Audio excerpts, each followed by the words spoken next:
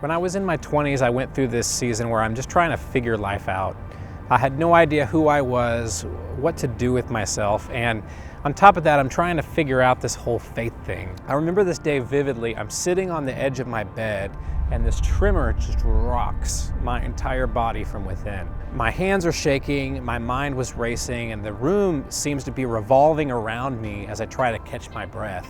I didn't know it at the time, but I was having my first panic attack. It's kind of odd when you think about it, what things actually trigger us into these moments, but from that point forward, I felt this physical shift in my body as if my nervous system had just had enough. I sunk into a deep depression. I was ridden with daily bouts of anxiety, and I barely slept for more than an hour a night. I had no idea if anyone else had ever dealt with this type of thing, much less talk about it. And so I felt alone and misunderstood.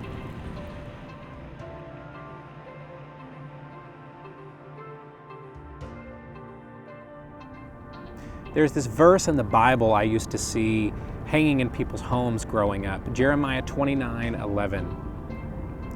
"For I know the plans I have for you, says the Lord, plans to prosper you and not harm you, plans to give you a hope and a future." If I can be honest, I used to hate seeing that verse. I tended to only see it in houses where people were doing well for themselves. Nice, expansive houses out in the suburbs. And so I came to associate those words with the people God had chosen to bless. When I was in those dark times, it was easy to disregard words like those because they didn't seem to apply to the pain I was in. It was easy to ask questions like, I can see that you've blessed these other people, but what about the rest of us? Or maybe there is something good I can hope for in the future, but what good does that do me today? For many of us, scripture verses like those don't seem to be found in broken places. Many months went by, and one day I stumbled across that verse again, but something was totally different, and it really caught me off guard. You see, if you read it in the context of what's going on in the larger chapter and book, there's something totally different happening. God's people are in exile, and He knows it. They're being carried off into captivity, and He has no plan of bringing them out, at least in the near future. But as they go off into the darkness, He makes this promise to give them a hope and a future. It takes some time, but He eventually does deliver.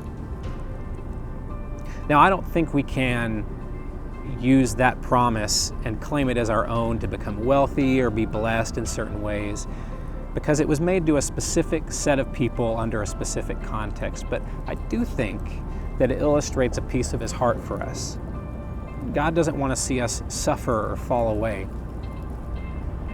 And so as I read those words under a new meaning, it began to change the way I saw God. As I prayed, I could sense Him walking with me.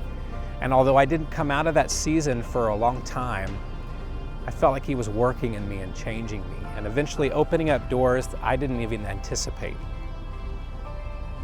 And I think He can do the same for you. So no matter what type of dark place you might be in, there's hope.